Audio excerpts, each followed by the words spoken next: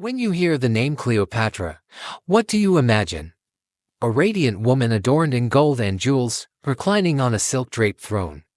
A deadly beauty wielding her charm like a weapon, bending emperors to her will, or something else entirely. History has wrapped Cleopatra in layers of myth, sensual fantasy, and political scandal. And yet, the real woman behind the legend was far more intriguing than any story ever told about her. Cleopatra VII Philopator was born in 69 BC into the Ptolemaic dynasty, a royal house of Macedonian Greek origin that had ruled Egypt for nearly 300 years. This was no fairy tale kingdom. It was a realm constantly shaken by power struggles, assassinations, and shifting alliances. When her father, Ptolemy XII, died, Cleopatra became co-ruler with her younger brother. She was only 18, he was 10.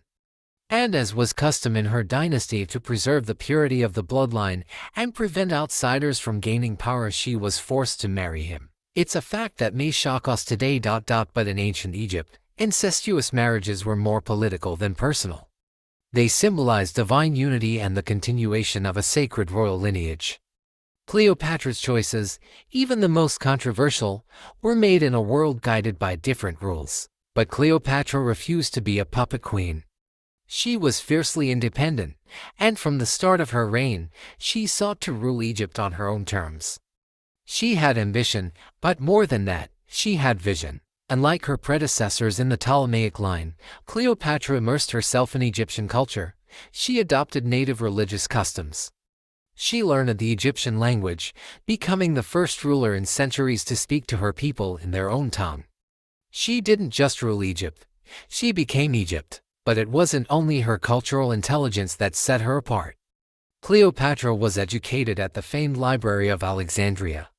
She was trained in science, philosophy, astronomy, literature, and oratory. She reportedly spoke up to 9 languages, making her not only one of the most politically astute monarchs of her time, but also one of the most intellectually formidable. And yet, most of what we know about Cleopatra comes not from her own people, but from Roman historians. Writers like Plutarch and Cassius Dio, men from a rival empire, described her in terms dripping with suspicion and moral judgment. They called her a seductress, a sorceress, a dangerous woman whose beauty enslaved powerful men. But ask yourself this: when a woman holds power, especially in a man's world, how is she usually portrayed? Perhaps Cleopatra's most dangerous weapon wasn't her beauty at all, but her mind. She knew how to command attention, how to read a room, how to use politics, language, and symbolism like tools in a royal arsenal. Her liaisons with Julius Caesar and later Mark Antony were not just tales of passion, they were strategic alliances that changed the course of history. But that's a story for another part of our journey. For now, let us sit with the image of a young queen, not of a temptress in flowing robes, but of a sharp, educated, determined leader, navigating a world of danger, tradition, and empire. Cleopatra was no myth, she was real, and her story is only just beginning. It was the year 48 BC, and Egypt was in turmoil. Cleopatra, young, ambitious, and determined, was facing a critical moment in her reign. The death of her father, Ptolemy XII, had left her as co-ruler with her younger brother, Ptolemy XIII, but their relationship was fraught with tension and power struggles.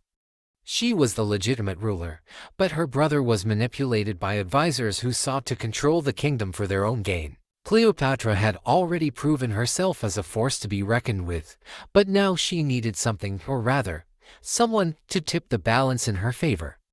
Enter Julius Caesar. The great Roman general and statesman was not just any foreign power. His arrival in Egypt was not merely a matter of diplomacy or military strategy, it was a game-changing moment in Cleopatra's life. Caesar, having crossed the Mediterranean with his army, was not just a ruler of Rome, but a force capable of shifting the tides of history.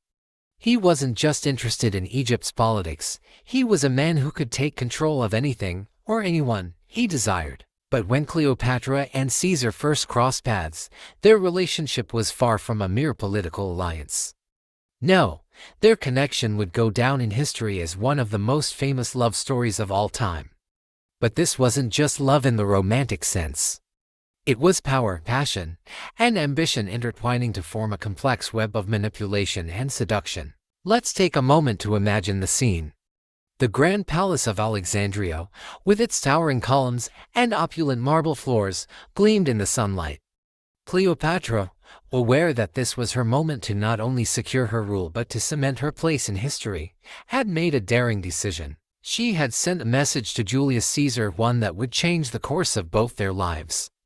The message wasn't just an invitation to meet.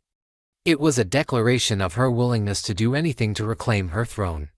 It said that Cleopatra, with an understanding of Caesar's desires and his political aspirations, came up with a plan to ensure her presence would not only be noticed but remembered. She arranged to be smuggled into Caesar's presence, hidden in a rug, the large, luxurious tapestry that would be unrolled before the Roman general. Imagine the scene as the rug, rich with Egyptian embroidery, was unrolled at Caesar's feet, revealing Cleopatra in all her regal beauty, poised and seductive. The story of Cleopatra's dramatic entrance into Caesar's chambers is famous. But what we must remember is that this moment was more than just theatrical. It was a carefully planned, calculated move. Cleopatra was not merely a beautiful woman who had caught Caesar's eye. She was a queen who understood the power of symbols and spectacle. By making this dramatic entrance, Cleopatra made her mark as a ruler not afraid to take risks, to bend the rules, to show the world her courage and intellect. Caesar, no stranger to strong women, was immediately captivated.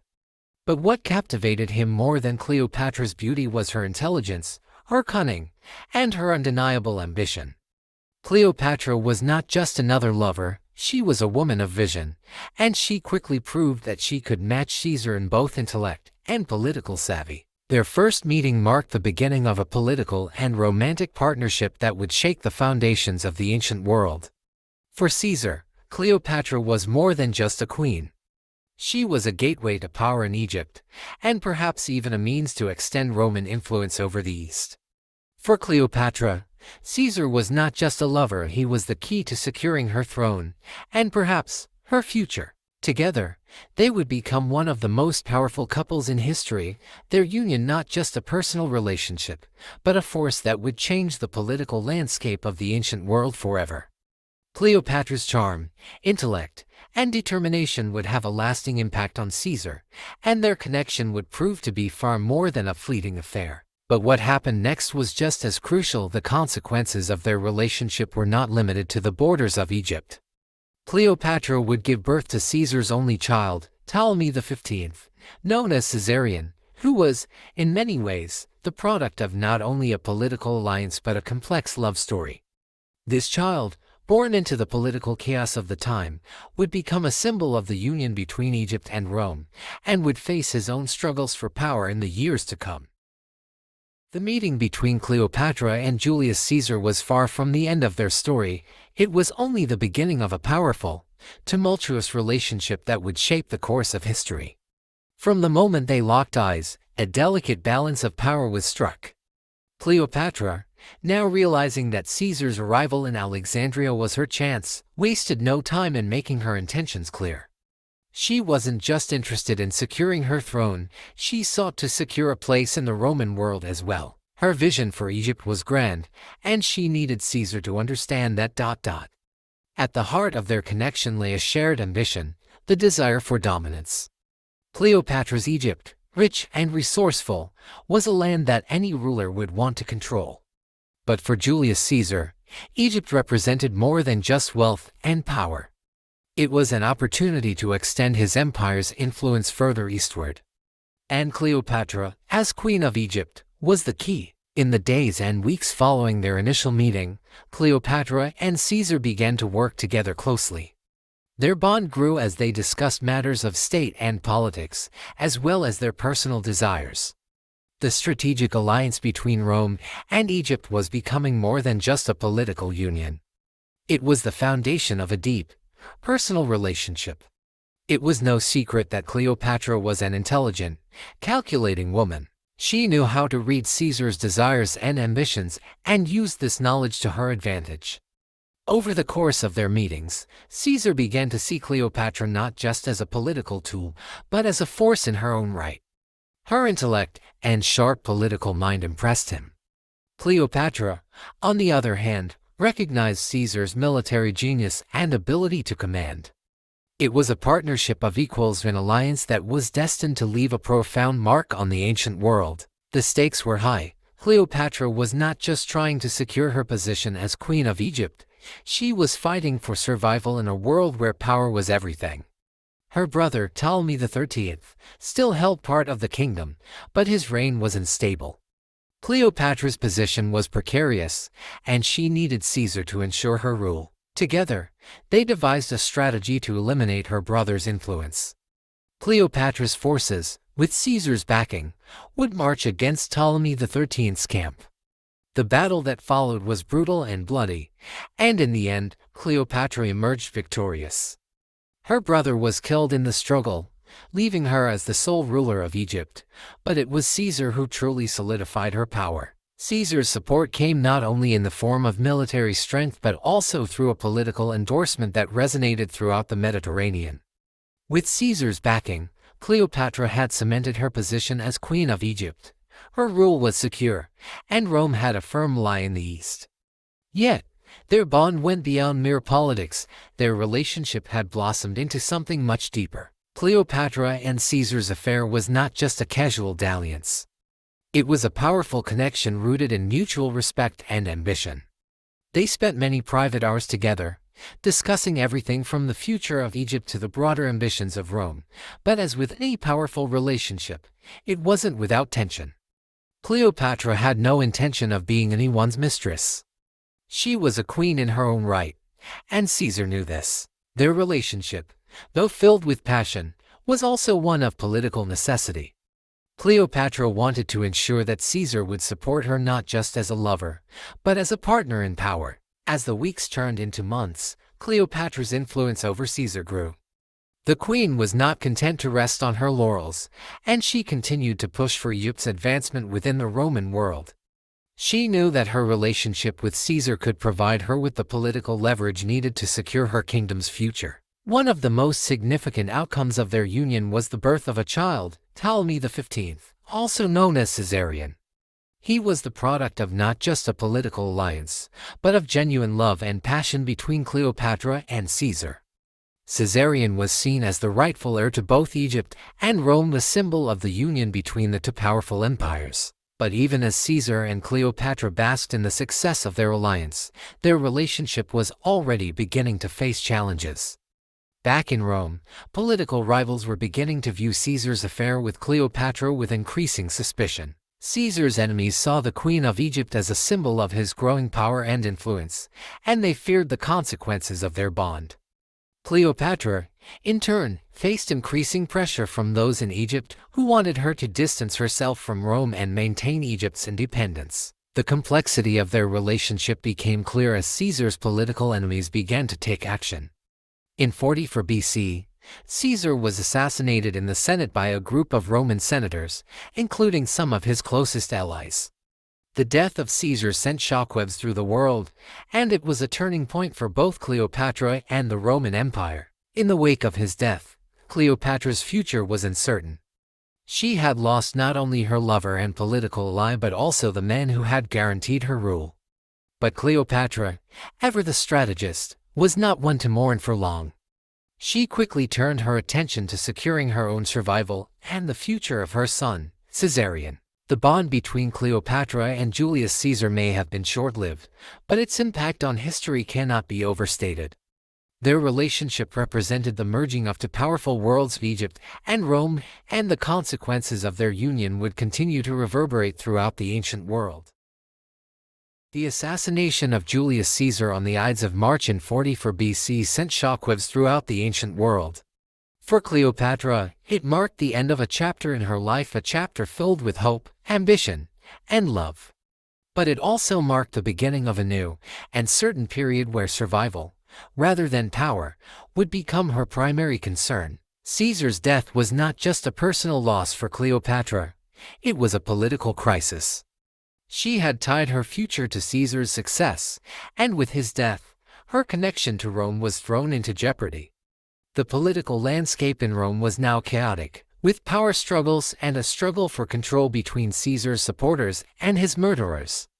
The Roman world was left in turmoil, and Cleopatra found herself navigating a world that was suddenly filled with danger and unpredictability. Cleopatra's first reaction to Caesar's death was one of caution. She had already been in communication with Caesar's closest allies, such as Mark Antony, but the sudden power vacuum in Rome meant that alliances were fragile and constantly shifting. With Caesar gone, Cleopatra needed to act swiftly to maintain her position as Queen of Egypt, especially now that her son, Caesarion, was the heir to both Rome and Egypt. The Roman senators who had conspired against Caesar were quick to seize power, but they were unable to hold on to it for long. The chaos in Rome opened the door for a power struggle between two of Caesar's most loyal followers, Mark Antony and Octavian, later Augustus. Cleopatra, ever the strategist, knew that aligning herself with the right Roman leader was the key to securing her future and that of her son. Mark Antony, who had been one of Caesar's closest allies and confidants, quickly emerged as a key figure in the power struggle. Cleopatra, recognizing Antony's political potential, sent emissaries to him, signaling her willingness to align herself with him in the aftermath of Caesar's death. Antony, aware of the strategic importance of Egypt and the resources it offered, was open to the idea. This marked the beginning of Cleopatra's new alliance, one that would once again intertwine her fate with the Roman world. The first meeting between Cleopatra and Mark Antony was filled with anticipation. Both knew that the future of Egypt and Rome depended on their ability to form a strong bond.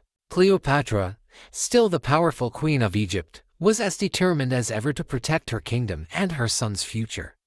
Antony, in turn, was eager to solidify his position in the power vacuum left by Caesar's death. In a highly publicized meeting, Cleopatra sailed to Tarsus, where she met Mark Antony in a dramatic fashion. She arrived aboard a grand barge, draped in the finest silks and surrounded by attendants, symbolizing the wealth and power of Egypt. The spectacle was intentional. Cleopatra was not just meeting with a Roman general. She was sending a message. The scene was one of opulence and theatricality, much like the one she had used to first impress Julius Caesar. Antony, struck by Cleopatra's presence and beauty, welcomed her with open arms. But beneath the surface of their physical attraction, both leaders understood the deeper political significance of their alliance. Cleopatra needed Antony's support to secure her throne, while Antony needed Egypt's resources to solidify his power and position within the Roman Empire. Their relationship quickly deepened, as both recognized the mutual benefits of the alliance. Their affair was passionate, and soon, Cleopatra was once again pregnant, this time with twins, a boy and a girl. The birth of these children, Alexander Hillers and Cleopatra Selene, further cemented the bond between Cleopatra and Antony. Their union became a symbol of the merging of Egypt and Rome, a powerful political statement that reverberated across the Mediterranean world. However, their relationship was not without complications. In Rome, Antony's political enemies viewed his alliance with Cleopatra as a threat to Rome's power. They saw Cleopatra not just as a queen but as a symbol of Antony's growing influence and ambition. They were determined to portray Antony as a man who had been seduced by the foreign queen and had allowed Egypt to undermine Rome's greatness. This image of Antony as a puppet of Cleopatra became a key piece of Roman propaganda, designed to discredit him and turn public opinion against the couple. In response, Antony began to increasingly tie his fate to Cleopatra's.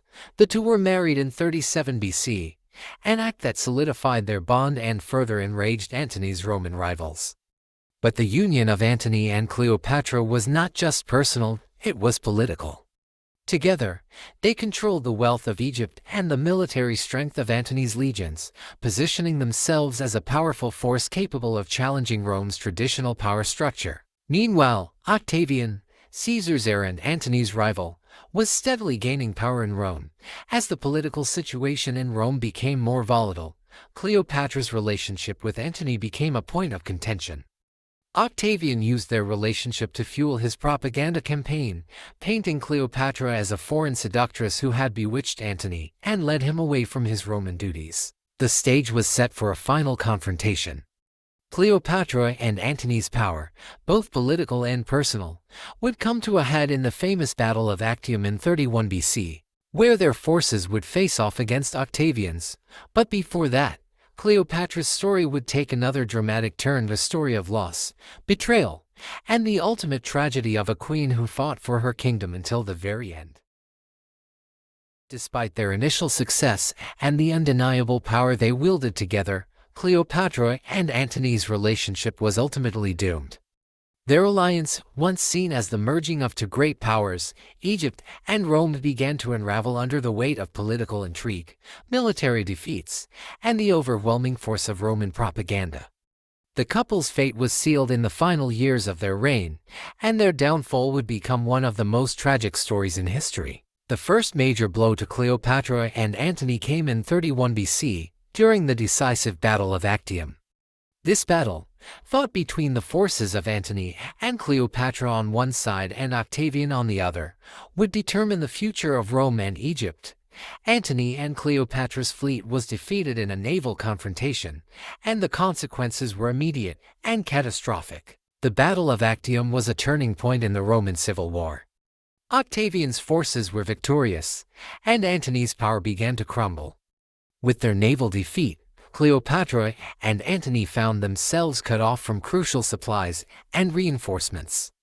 Their forces, once formidable, were now scattered, and the couple's ability to maintain control over their territories was rapidly diminishing. For Cleopatra, the defeat at Actium was a devastating blow. Her ambitions of a unified Egypt and Rome were shattered. She had placed all her hopes on Antony, and with his defeat, her position as Queen of Egypt became precarious. The world around her seemed to be collapsing, and her dreams of power seemed farther out of reach than ever before. In the wake of the loss at Actium, Cleopatra and Antony retreated to Alexandria. The final act of their story was one of desperation, as they tried to maintain control in a world that had turned against them. Cleopatra, ever the strategist, knew that she could not survive politically without Antony's support, and Antony, knowing that he was no longer in a position to fight back, began to despair. As Octavian's forces closed in on Alexandria, Cleopatra and Antony were forced to confront their inevitable defeat. The couple had been through so much from their initial rise to power, their passionate affair, their political maneuvering, but now, their time was running out. In the final days of their reign, both Cleopatra and Antony faced immense pressure from within and outside. Antony, who had once been a military hero, was now a broken man. His troops, demoralized after the loss at Actium, began to desert him. Cleopatra, too, was losing her grip on the throne. She could no longer rely on the military might of Antony or the resources of Egypt. The end was near. On the 12th of August, 30 BC, as Octavian's forces entered Alexandria, Antony made the fateful decision to end his life. Believing that Cleopatra had already died, a rumor spread by Octavian's forces to further demoralize Antony, he fell on his sword in a final act of despair. But Cleopatra was not dead. In a cruel twist of fate, Antony was still alive when he was brought to Cleopatra's side. He died in her arms, the man who had once been her partner in power, now gone. Cleopatra, heartbroken and faced with the loss of her lover and ally, was now trapped in a hopeless situation. She had lost everything: her kingdom, her political future, and the man she had loved.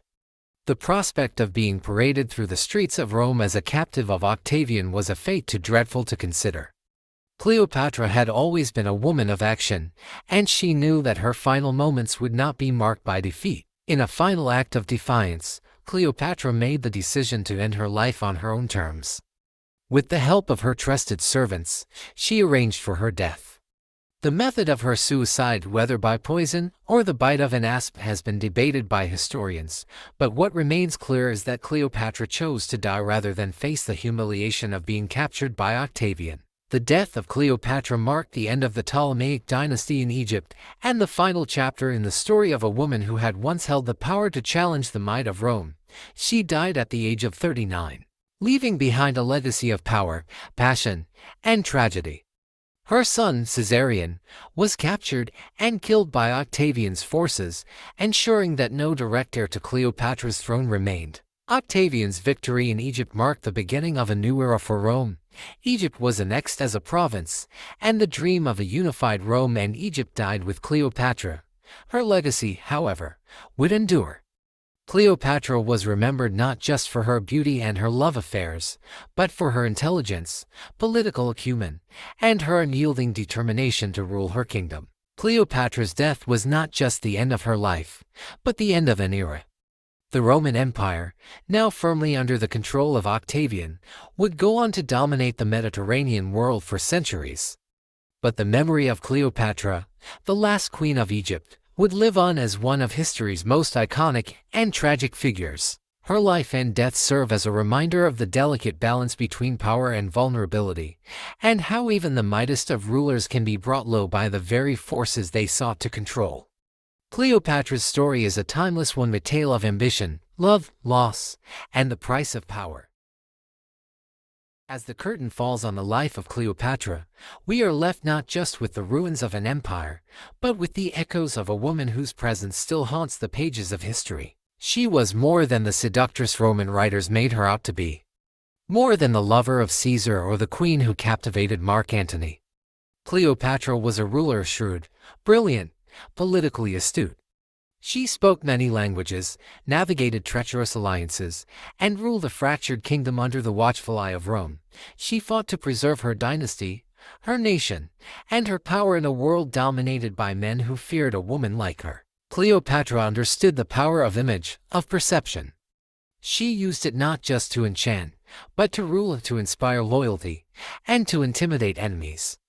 She embraced her mythos, crafting a persona that blurred the lines between goddess and mortal. But beneath that carefully constructed image was a human being, one who loved, who lost, who grieved, and who ultimately chose death on her own terms rather than live without dignity. Her story is not simply a tale of romance and ruin, it is the story of legacy.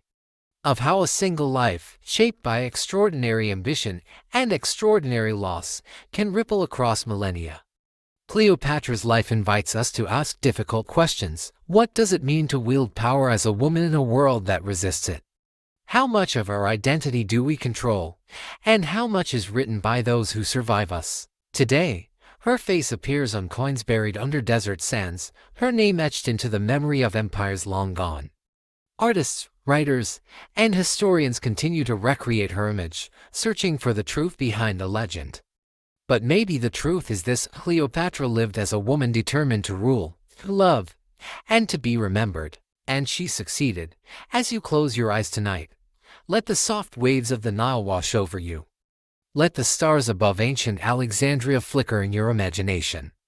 Somewhere, among them, a queen still reigns, mysterious, eternal, unforgettable. Sleep now, and dream of Egypt.